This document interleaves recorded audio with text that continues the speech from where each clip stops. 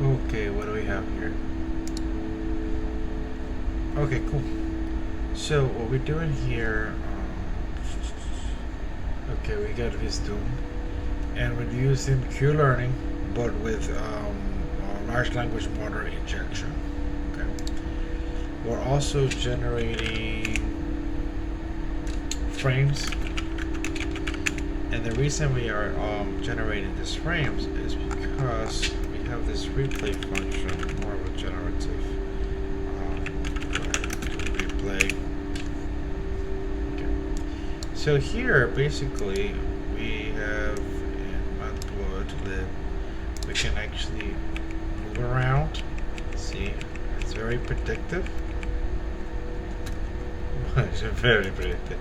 If I press space bar, for the most part, we get shooting, and we use that because of metadata that we have in doing metadata JSON. So anytime we caught him shooting, it's not very accurate. But like moving left, right, you see how I can move left and right. And if I do left, left. And so here I'm trying to use similar frames with different. They're changing the rate of the frames. So what I'm saying is, the pixels are different in certain regions, while losing health, that would be a sign that there's an enemy within sight. Of course, we can hard code the pixels, like the color of skin of certain characters, and we associate that with the enemy. Then we can have the character move towards them, pixel-like approximation, and then like shoot at them. So that's a possibility. But this is kind of like we are playing, but it's not quite. It's really just scenes that have been generated over and over again. So this is the beginning of. I'm just really just my first time getting into this, so just kind of getting the hang of it. Basically, you want to take snapshots of all the probabilities within a small game, and you want to, like right here, this is like the AI running it all by itself, and it has two instructions. If ammo goes to 0, it restarts the game. If the health bar goes to 0, it restarts, and so that way it keeps going in this loop. Okay, and I'm still trying to figure out. I was going to do a chart, and what I was going to do is the rate of learning. So I wanted to compare Q-learning versus a large language model making suggestions. The way I wanted to incorporate the large language model, essentially, oh look, it's making it past this area. The thing we want to do with a large language model is essentially we send a state. So we want to send a list. We can send a dictionary. Oh, we killed both of them. Jesus, what a G. We need like a dictionary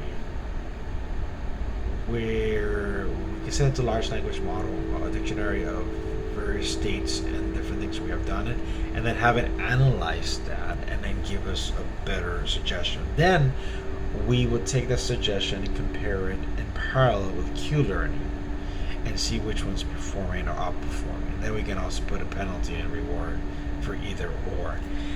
I guess that's the gist of it. I'm still learning.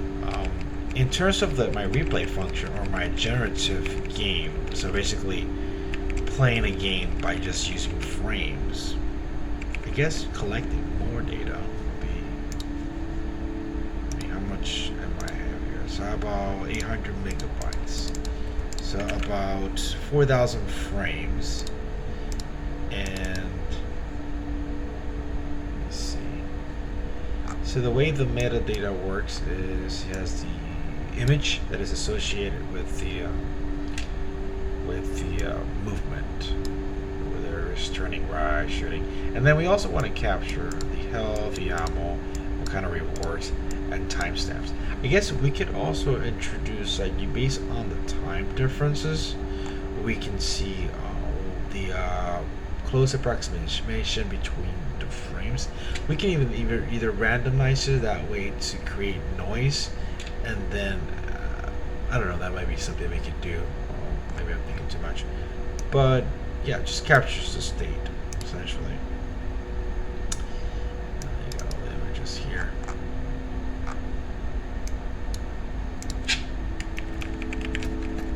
And then also, okay, blood. Like when I was talking about pixels, introducing, if we wanted to hard code the differences between pixels and between frames or a set of frames, like blood splatter, depending on approximation, is it closer to me? That means that I'm getting shot.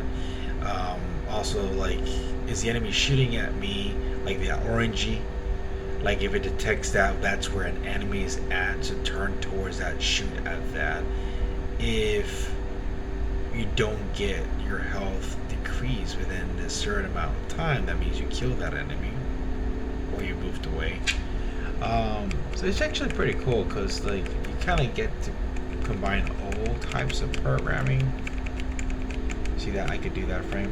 I could from the shooting. Let me see. It's probably going to do it in the beginning. Shoot. I gotta play with this. Anyhow, just let me know what you guys think. I'm just gonna actually gonna enable my comments.